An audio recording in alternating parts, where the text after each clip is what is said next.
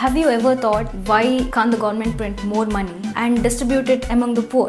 As of September 2024, India's external debt stands at US $711 billion. So why is the government not printing more money and clearing off its debt? Let's see what happens if the government prints more money. Consider this hypothetical situation. Suppose there are 100 apples in the market, each costing ₹1, and at the same time there is ₹100 in circulation in the market. So now if the government prints more money, that is, if it prints another ₹100, so the total amount in circulation will be ₹200. Now people will have more money and everybody can afford an apple, but the amount of apple still remains same. Because of this gap in demand and supply, the price of the apple will eventually increase to ₹2.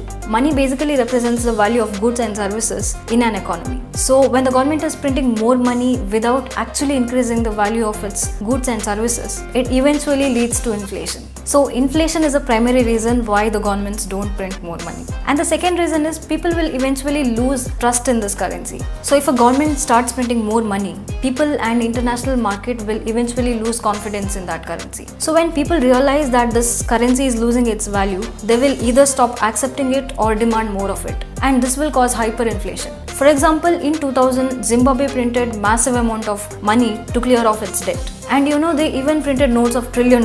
And this eventually led to hyperinflation, where even a loaf of bread would cost 500 million Zimbabwean dollars. Also, printing more notes will eventually force the central banks to raise the interest rates to control inflation. So when the interest rate is high, people would find it difficult to borrow money from the banks. And this will slow down the economy. Also, printing more money makes the import expensive. Why? Because the value of this currency drops in relative to other currencies. So because of all these reasons, the governments don't print more money, and they manage their debt through combination of taxation, economic growth, borrowing, etc. And this will help in keeping the money supply and value of currency stable.